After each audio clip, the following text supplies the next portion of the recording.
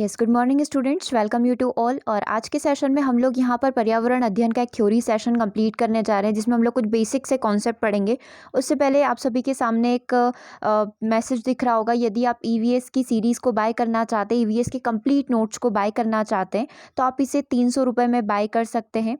ठीक है, क्या क्या कंटेंट उसके अंदर रहने वाला है वो सारी चीज़ें यहाँ पर मेंशन कर दी गई है।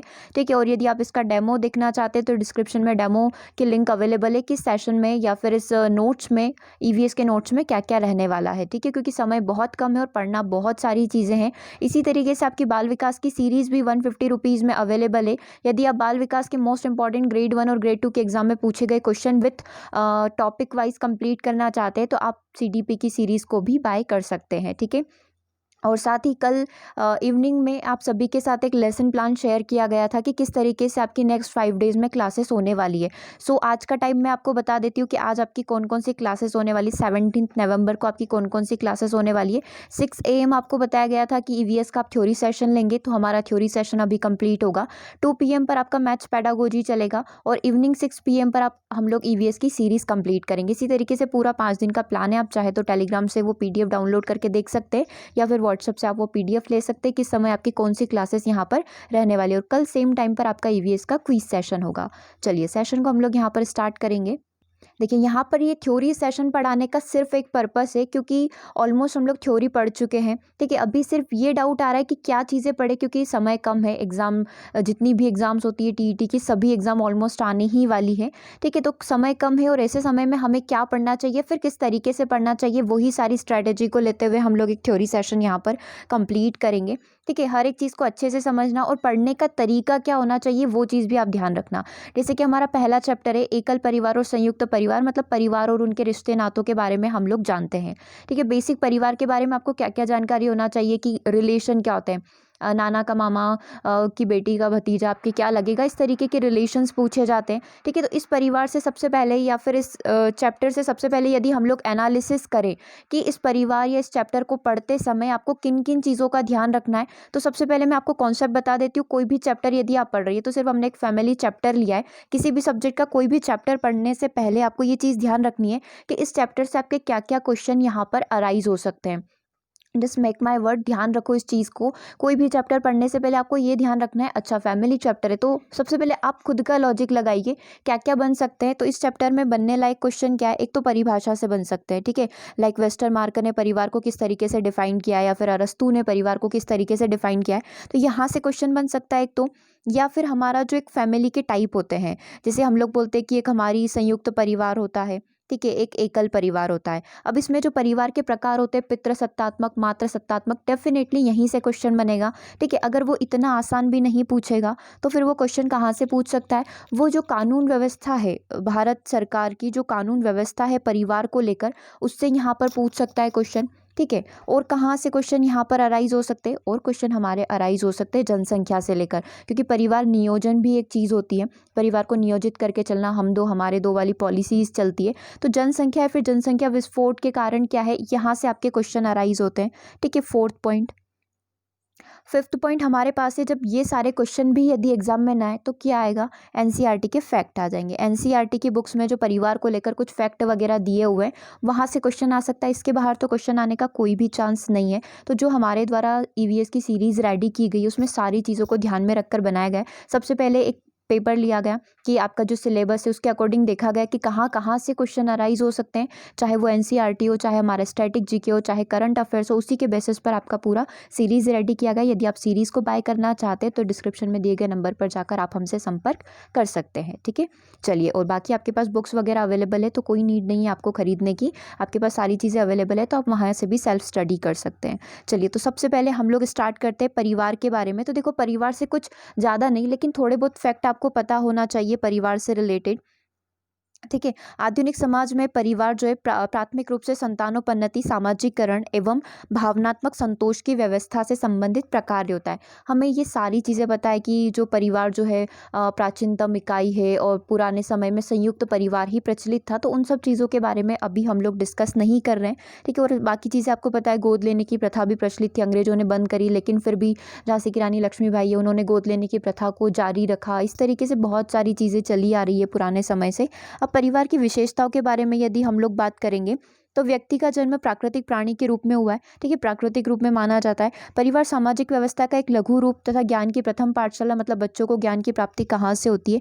परिवार से ही होती है। समाज का लघु रूप परिवार है, जहाँ मनुष्य ने सामाजिक रूप से रहना सीखा है। सामाजिक संगठनों में परिवार सबसे प्रमुख इकाई होती है। परिवार से ही व्यक्ति की शिक्षा प्रारंभ होती है और भाईचारा, प्यार, सहयोग की भावना सभी बच्चे को कहाँ से सीखने को मिलती है? परिवार से ही सीखने को मिलती है। बालक परिवार से ही मॉरल वैल्यूज़, एथिकल वैल्यू, मतलब सत्य असत्य की चीज़ें, क्या चीज़ें सही है उसके लिए, क्या चीज़ें गलत है, इन सब के बारे में कहाँ से सीखता है? परिवार से सीखता है। तो ये कुछ बेसिक परिवार की विशेषताएं हो गई। आगे हम लोग यहाँ से बढ़ेंगे। यदि हम लोग बात करें परिवार के वर्गीकरण की, तो परिवार को दो भागों में डिवाइड किया गया है। एक तो संयुक्त परिवार होता है और एक होता है हमारा एकल परिवार। संयुक्त परिवार, भारतीय सामाजिक संस्कृति में संयुक्त परिवार को ही एक आदर्श परिवार माना जा सकता है। 2 से 3 पीढ़ियां यहाँ पर हो सकती है और ये एक दूसरे से संपत्ति, आय तथा पारस्परिक अधिकारों एवं कर्तव्यों से जुड़े रहते हैं। और इसी तरीके से यदि हम लोग बात करें एकल परिवार की, एकल परिवार में माता पिता होते हैं और उनके बच्चे होते हैं, सिर्फ एक ही पीढ़ी वहाँ पर निवास करती है, तो वो हमारा एकल परिवार हो जाएगा। ठीक है, इसे हम लोग डिफरेंस के थ्रू भी समझ लेंगे। ठीक है, अब विशेषताएं क्या होती है? संयुक्त परिवार का आकार बड़ा होता है। ठीक है, एक दूसरे का सभी अपना अपना उत्तरदायित्व वहाँ पर समझते हैं। ठीक है, सर्वाधिक आयु वाला व्यक्ति माना जाता है, वो घर का मुखिया होता है। प्यार का दायरा, मतलब लव, केयर, सब कुछ चीज़ें आपको संयुक्त परिवार में देखने को मिलती है। ठीक है, और बच्चों का विकास, बच्चों का जो डेवलपमेंट है वो भी अच्छे तरीके से होता है। क्यों होता है? क्योंकि आप जानते हैं, क्योंकि बड़ों की देखरेख में बच्चे यहाँ पर रहते हैं, तो डेफिनेटली उनका डेवलपमेंट जो होगा, इमोशनल, फिजिकल, किसी भी प्रकार के डेवलपमेंट की आप बात करोगे, वो बहुत अच्छे से होगा। ठीक है, यदि आप शॉर्ट में देखना चाहें, जहाँ से आपके ऑप्शन अराइज होते हैं कि कुछ और विशेषताएं क्या हो सकती है? सार्वभौमिकता, एक यूनिवर्सल फॉर्म बच्चों के अंदर आता है। सामान्य विकास होता है।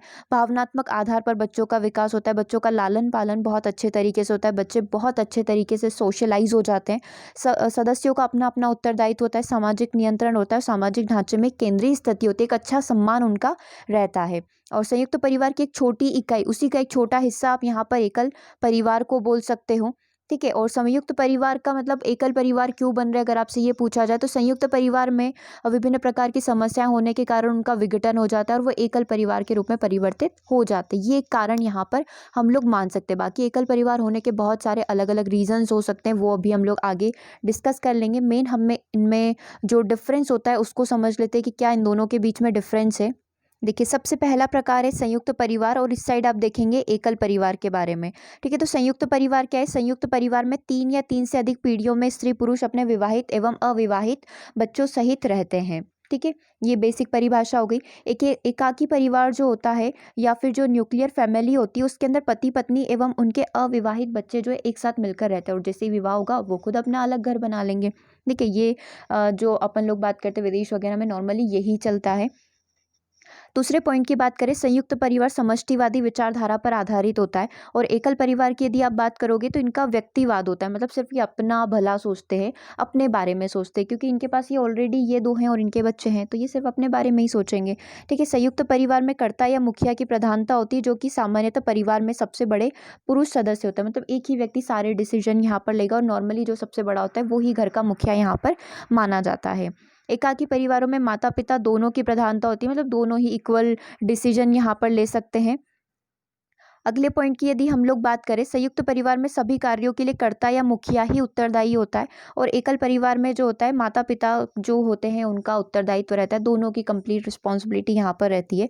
संयुक्त परिवार में सामाजिक गतिशीलता नाम मात्र के लिए ही होती है और एकाकी परिवारों में अपेक्षाकृत अधिक गतिशीलता, हम लोग बोल सकते हैं कि ये ज़्यादा गतिशील रहते हैं। ठीक है, ज़्यादा एक्टिव हम लोग इनको यहाँ पर बोल सकते हैं, क्योंकि संयुक्त परिवार में क्या होगा, सारी रिस्पॉन्सिबिलिटी एक या दो सदस्य निभाते हैं। जैसे कहीं किसी के यहाँ जाना हुआ तो वो एक या दो सदस्य जो बड़े हैं या जो मेन है वो ही निभाएंगे। ठीक है, लेकिन एकाकी परिवारों में वो ही मेन होते हैं, तो उन्हें ही सारी रिस्पॉन्सिबिलिटी यहाँ पर निभानी होती है। ज़्यादा गतिशील आप इन्हें बोल सकते हैं। और 2 पॉइंट और हम लोग यहाँ पर डिस्कस करेंगे। संयुक्त परिवार में स्त्रियों का उपयुक्त स्थान एवं सम्मान न होने के कारण उनकी दुर्दशा रहती है। नॉर्मली यदि हम लोग प्रीवियस पास्ट की बात करें तो स्त्रियों को इतना ज़्यादा सम्मान संयुक्त परिवार में नहीं मिलता है, जबकि एकाकी परिवार में स्त्रियों की स्थिति अपेक्षाकृत ठीक है, कंपैरेटिवली यदि संयुक्त परिवार से हम लोग माने तो ठीक स्थिति है, क्योंकि इक्वल राइट्स, बराबर के अधिकार पति और पत्नी दोनों के पास रहते हैं और उनका स्थान भी समाज में ऊंचा रहता है, क्योंकि नॉर्मली पति जॉब पे जा रहा है, पत्नी भी हाउसवाइफ भी है या फिर वो भी जॉब पे जाती है, तो दोनों के पास समान अधिकार होते हैं अपने डिसीजन, अपने जो भी डिसीजंस वगैरह वो लेते हैं उनको लेने के लिए। अगले पॉइंट की बात करें तो संयुक्त परिवार में परिवार के सदस्यों के बीच द्वेष, कलह एवं एक प्रकार का मानसिक तनाव हर समय बना रहता है, क्योंकि हम लोग बोलते हैं कि जितने ज़्यादा लोग होते हैं उतने ही ज़्यादा अलग अलग सोच रहती है, तो थोड़ा कलह वाली स्थिति यहाँ पर बन सकती है, लेकिन एकल परिवारों में ऐसा कम ही देखने को मिलता है यहाँ पर, ये हम लोग यहाँ पर बोल सकते हैं। ठीक है, तो ये मेन डिफरेंस था संयुक्त परिवार और एकल परिवार के बीच में। चलिए, कुछ परिभाषाएं आपकी स्क्रीन पर है। देखो, ज़्यादा परिभाषाएं नहीं, 6 से 7 परिभाषाएं तो आपको ध्यान रखनी होगी। ठीक है, और बिल्कुल हम लोग ट्रिक के थ्रू याद रखेंगे ताकि एक ही बार में आपको सारी चीज़ें याद हो जाए। सबसे पहले बात करते हैं जीपी मर्डॉक की। तो इन्होंने विश्व में जितने भी अलग अलग प्रकार के परिवार होते हैं, चाहे वो माता के द्वारा चलाए जाते हो चाहे पिता के द्वारा, तो उसके एनालिसिस पर 250 परिवारों का अध्ययन करने के बाद इन्होंने एक फाइनल निष्कर्ष निकाला, एक कंक्लूजन निकाला कि परिवार क्या होता है, सार्वभौमिक होता है। तो ये परिभाषा किसकी है? जेपी मर्डॉक की। जेपी मर्डॉक ने क्या बोला है? फैमिली हमारी कैसी होना चाहिए? फैमिली हमारी होना चाहिए यूनिवर्सल। ठीक है, जिसमें क्या होता है, जिन समूहों या समाज में बच्चों का लालन पालन यानी कि उनका जो पालन पोषण होता है माता पिता नहीं करके बल्कि किसी अन्य सदस्य के द्वारा किया जाता है, उसे हम लोग क्या बोलते हैं? उसे हम लोग घरेलू समूह बोलते हैं। जैसे इजराइल का किबुत्ज समुदाय, यहाँ पर बहुत सारे लोग एक साथ रहते हैं, बच्चों को संभालने की जिम्मेदारी कुछ लोगों की होती है, घर से बाहर जाकर खाना लाने की जिम्मेदारी किसी अन्य लोगों की होती है, खाना बनाने की जिम्मेदारी अलग लोगों की होती है। ठीक है, और व्यवसाय करने की जिम्मेदारी अलग लोगों की होती है। इस तरीके से ये लोग अपना काम बांटकर सभी लोग साथ में निवास करते हैं। तो समूह का नाम क्या है? उस समूह का नाम है इजराइल का किबुत्ज समुदाय। ठीक है, अब घरेलू समूह की विशेषताएं क्या होती है? जैसे हम लोग ये डोमेस्टिक ग्रुप की बात कर रहे हैं, भोजन से संग्रह अलग होगा, निर्माण और उपभोग की सुविधाएं यहाँ पर होगी, संतानोपन्नति एवं बच्चों का सामाजिकरण जो यहाँ पर बहुत अच्छे तरीके से होता है, क्योंकि पर्टिकुलर उनके पास एक ही रिस्पॉन्सिबिलिटी होती है कि बच्चों को संभालना है, तो वो बच्चों को संभालने में अपना 100% देते हैं, क्योंकि नॉर्मल एक पेरेंट्स को घर का बाहर का काम भी करना होता है, घर को भी संभालना है, बच्चों को भी संभालना है, पूरा सोशलाइजेशन भी उनका अच्छे से होना चाहिए, वो सारी रिस्पॉन्सिबिलिटी उनके ऊपर आ जाती है, तो इतना अच्छा डेवलपमेंट बच्चों का नहीं हो पाता है। सेकंड डेफिनेशन की हम लोग बात करेंगे, इससे पहले हमने कौन सी पढ़ी? इससे पहले हमने पढ़ी जेपी मर्डॉक की, जिन्होंने क्या बोला? फैमिली क्या होती है? यूनिवर्सल होती है, सार्वभौमिक होती है। ठीक है, पुरानी भी ध्यान रखना है। लूसी मेयर की यदि हम लोग बात करें तो लूसी मेयर ने क्या बोला है, शॉर्ट में आप याद रख सकते हैं कि परिवार एक प्रकार का गृहस्थ समूह होता है जिसमें माता पिता अपने संतान के साथ रहते हैं। ठीक है, और इनके मूल में दंपत्ति एवं उनके संतान रहती है, मतलब मेन यहाँ पर दंपत्ति मतलब वही हस्बैंड वाइफ का जोड़ा और उनकी संतान रहेगी। तो ये कौन बोले? लूसी मेयर बोले थे। ठीक है, परिवार एक प्रकार का क्या है? गृहस्थ समूह है। परिवार सार्वभौमिक है, यूनिवर्सल है, ये किसने बोला था? जेपी मर्डॉक ने बोला था। मैकाइवर एवं पेज की यदि हम लोग बात करें तो इन्होंने क्या बोला? परिवार यौन संबंधों पर आधारित एक छोटा सा समूह होता है जिसमें बच्चों के जन्म से लेकर उनके पालन पोषण तक की या लालन पालन की व्यवस्था की जाती है। तो मैकाइवर और पेज जैसे ही आपको यदि परिभाषा में दिखता है तो आपको क्या करना है? ये यौन संबंधों से संबंधित एक छोटा सा समूह होता है जिसमें बच्चों का लालन पोषण और उनके जन्म से लेकर पूरी व्यवस्था उस परिवार के द्वारा की जाती है। कॉम्टे ने क्या बोला है? कॉम्टे ने बोला है कि व्यक्ति नहीं वरन परिवार ही समाज के अध्ययन की इकाई है। तो ये इस तरीके की डेफिनेशन किसके द्वारा दी गई है? कॉम्टे के द्वारा दी गई है। ब्रिफॉल्ट की यदि हम लोग बात करें, इन्होंने अपनी बुक है दी मदर, उसमें दावा किया है या उसमें ये चीज़ मेंशन की है कि वैवाहिक संबंध के प्रारंभिक चरण में सबसे बड़ी सत्ता जो थी माता की थी, मतलब माता से ही जो है एक परिवार जो स्टार्ट होता था, सारे अधिकार वगैरह माता के पास रहते थे। मॉर्गन की बात करें तो मॉर्गन ने टोटल 5 प्रकार बताए हैं परिवार के, वो क्या क्या है हम लोग अभी यहाँ पर डिस्कस करेंगे, लेकिन उससे पहले एक बार हम लोग परिभाषाओं को रिवाइज कर लेंगे, क्योंकि एक तरीके से कोई भी चीज़ पढ़ना है तो उसको अच्छे से लर्न करके जाना है, ऐसा नहीं कि चलो फिर एग्जाम टाइम पे बाद में याद कर लेंगे, साथ के साथ चीज़ों को लर्न करना है। सबसे पहले हमने परिभाषा देखी थी जेपी मर्डॉक की, तो इन्होंने बोला था कि फैमिली क्या होती है? यूनिवर्सल होती है, सार्वभौमिक होती है। देन हम लोगों ने बात करी लूसी मेयर की। ठीक है, लूसी मेयर ने क्या बोला था? अच्छा, उन्होंने ऐसा कुछ बोला था कि गृहस्थ समूह, परिवार एक गृहस्थ समूह होता है जिसमें माता पिता के साथ माता पिता जो है अपने बच्चों के साथ साथ रहते हैं और मूल में दंपत्ति और उनकी संतानें होती है। तो ये लूसी मेयर के द्वारा गृहस्थ परिवार करके अपनी डेफिनेशन दी गई थी। क्लियर है? फिर हम लोग पढ़े थे कि मैकाइवर और पेज ने क्या बोला था। मैकाइवर और पेज ने ये बोला था कि परिवार यौन संबंधों पर आधारित एक छोटा सा समूह होता है जिसमें बच्चों का पालन पोषण जन्म से लेकर बच्चों का पालन वहाँ पर किया जाता है। तो ये मैकाइवर और पेज की डेफिनेशन थी। फिर हमने देखा कि काम्टे भी थे। काम्टे ने भी अपनी कुछ डेफिनेशन दी थी। ठीक है, काम्टे ने कुछ इस प्रकार का बोला था कि व्यक्ति नहीं, परिवार ही समाज के अध्ययन की इकाई है। ये एक अनोखी बात इन्होंने कर दी, तो ये काम्टे ने बोला था। फिर एक डेफिनेशन और हमने पढ़ी थी। देखो, एक डेफिनेशन और क्या थी, ब्रिफॉल्ट की डेफिनेशन थी। याद आया, लास्ट में ब्रिफॉल्ट हम लोग पढ़ रहे थे। ब्रिफॉल्ट ने क्या बोला था, उनकी एक बुक थी दी मदर करके। ठीक है, उन्होंने उसके अंदर क्या बताया था, द मदर जो बुक थी उसके अंदर उन्होंने बोला था कि जो एक मूल सत्ता जो थी वो किसकी थी, माता की थी। इस तरीके से अपनी बुक में उन्होंने इस तरीके का वर्णन किया था। ठीक है, पूरा याद नहीं रखो, कोई दिक्कत नहीं, बस छोटा सा टर्म्स भी याद रहेगा तो आप डेफिनेशन वाले क्वेश्चन को आसानी से कंप्लीट कर पाओगे। फिर हम लोग देख रहे थे कि मॉर्गन ने जो परिवार के 5 प्रकार बताया, वो कौन से परिवार के 5 प्रकार है वो हम लोग यहाँ पर डिस्कस कर लेते हैं। संवृत्त परिवार होता है, एक समूह परिवार होता है, एक युग्म परिवार होता है, एक पितृसत्तात्मक परिवार होता है और एक विवाही परिवार होता है। ये इनके द्वारा बताए गए परिवार के प्रकार हैं। ठीक है, अब संवृत्त परिवार क्या होगा, समान रक्त वाले मतलब कि समान रिलेशन वाले व्यक्ति जो है वहाँ पर रहेंगे, जैसे कि मेरे दादाजी, पिताजी, फिर उनके बच्चे, इस तरीके से संवृत्त परिवार। ठीक है, वो ही, उसके अलावा कोई और भी नहीं रहेगा। संवृत्त परिवार वाले हो गए। समूह परिवार, सभी समूह में साथ में रहते हैं। युग्म परिवार, यहाँ जो युग्म बने हुए, जोड़े बने हुए, वो साथ में रहते हैं। पितृसत्तात्मक, जहाँ पर पिता जो है मुखिया होगा, उनकी सत्ता वहाँ पर चलेगी और सारे जो होंगे उनके सदस्य होंगे परिवार के। एक विवाही परिवार, जहाँ पर एक व्यक्ति का सिर्फ एक ही पुरुष का एक महिला से ही विवाह हो सकता है, इस तरीके का एक विवाही परिवार यहाँ पर प्रचलित है। ठीक है, तो ये 5 प्रकार के परिवार कौन बताए थे, मॉर्गन बताए। इन पांचों परिवार के नाम आपको ध्यान रखना है क्योंकि अलग प्रकार के भी परिवार हम लोग यहाँ पर पढ़ेंगे, तो उनके साथ कंफ्यूज नहीं करना है। समरक्त, समान रक्त ब्लड रिलेशन रखने वाले, समूह परिवार, युग्म परिवार, पितृसत्तात्मक और एक विवाही परिवार। चलिए, अगली डेफिनेशन की हम लोग बात करेंगे। अगली डेफिनेशन आपके सामने वेस्टर्न मार्क की डेफिनेशन, मोस्ट इंपॉर्टेंट, 5 स्टार लगाकर आप इसको याद कर ले तो भी बहुत अच्छा होगा। वेस्टर्न मार्क ने क्या बोला है कि विवाह की जड़ें परिवार में है। ठीक है, विवाह यदि है तो सबसे बड़ा बेस किसका होना चाहिए, परिवार होना चाहिए, तभी विवाह और ये सारी चीज़ें पॉसिबल हो पाती है। विवाह की जड़ें परिवार में है, न कि परिवार की विवाह में। Marriage is rooted in family rather than families marriage. ठीक है, इस तरीके से आप वेस्टर्न मार्क की डेफिनेशन को भी याद कर सकते हैं। अच्छा, ये किसने बोला है कि व्यक्ति नहीं, परिवार ही समाज की अध्ययन की इकाई होती है, तो आप ध्यान रखेंगे ये चीज़ बोलिए, काम्टे ने। ओके, अब फैमिली के कुछ प्रकार हम लोग यहाँ पर देख लेते हैं। सबसे पहला प्रकार यहाँ पर है संख्या के आधार पर। 2 प्रकार के होते हैं, संयुक्त परिवार जहाँ पर सभी लोग एक साथ निवास करेंगे, और नाभिकी या फिर एकल परिवार या फिर न्यूक्लियर फैमिली जहाँ पर माता पिता और सिर्फ उनके बच्चे रहेंगे जब तक उनका विवाह नहीं हो जाता। जैसे ही उनका विवाह होगा वो अलग हो जाएंगे और अपनी खुद की एक फैमिली, परिवार बसा लेंगे। ठीक, निवास की बात करें तो निवास के आधार पर परिवार 3 प्रकार के होते हैं, पितृस्थानीय, मातृस्थानीय और नवस्थानीय। पितृस्थानीय, जहाँ पर पिताजी का निवास था वहीं पर उनकी पूरी फैमिली बस गई है, पितृस्थानीय।